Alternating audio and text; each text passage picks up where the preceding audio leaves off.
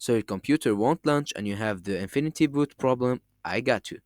What you will do is go to your search bar, then type in cmd and go to the commands.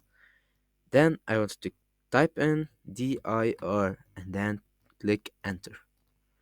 After that, I want you to type in cd space slash windows slash system 32 slash config. Then type enter. After that, I want to type in md capital backup. Enter.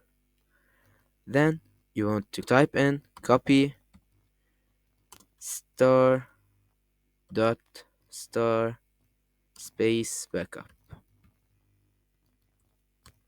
Enter. After that, you will type in cd ragback. Enter. And then you will type in dir again.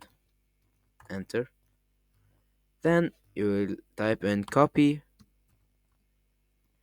space star dot star space two dots and then enter.